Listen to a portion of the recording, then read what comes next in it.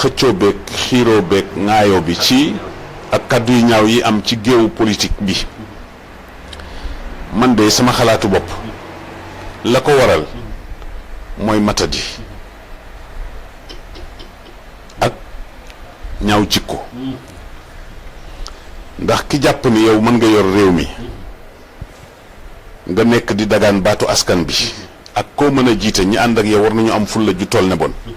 xool sa ay wax ndax méngoo na ak sa ay jëfoo la déet bu dul loolu nit ñi war a am fulla ak fayda seeti keneen waaye lii ma gis ci ñaaw làmmiñ ci wax ju ñaaw ci tamante dëmm ngeen baal ma ci tibbante tànk ku leen jox réew mi it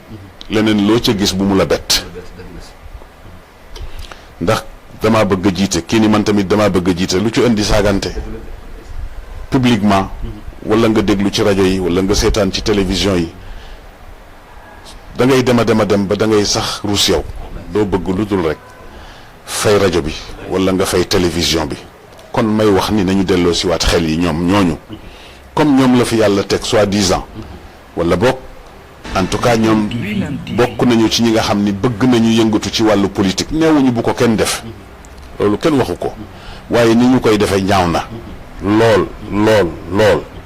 waaw ni ñu koy defee yegg na ci ñaaw lool ba foo ko takk weesu na ko nañu delloo si xel yi te xam ni yàlla noppi na démb ndax itam njiit dafa am ay jikko yu mu war a am ak njiit goo mën a doon nag njiit boo mën a doon war nga am ay jikko yoo xamante ni bii bu ñu ko gisee ci yow mën a am njortu lu rafet ak yaakaar bokk na ca maandu bokk na ca rafetal say kaddu bokk na ca jéggale ak jëllale waaw ndax kilifa yooyu ay jikkoom la jëllale ak di jëllale waaye ku la saaga nga fayu lu ñu la wax nga delloo ko ku la xosi nga xuri ko ku la jox réew itam laa nii bu ëllëgee lu mu gis bu mu ko bett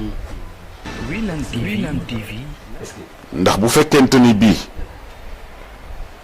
noonu la nar a demee te ñu ni ñoom ay exemple lañu jeunesse bi yenn saa yi nga dégg ñu yekk leen lu nekk ni xale yi dañu réew xale yi dañu def lii xale yi dañu def nii dañuy wax ni boo ma waxee sa njiitum réew nu mu mel say njiiti réew nu ñu mel ma wax la sa jeunesse nan la mel kon ñoom ay miroir lañu ba ci ñun ñii tamit ñiitu diine yi dale ko ci man mii faaw ñu bàyyante xel nawlonte xormalante respectante yéenante jàmm moo tax ma ni la Sénégal daal fi mu nekk nii Alioune yërmande yàlla rek moo fi des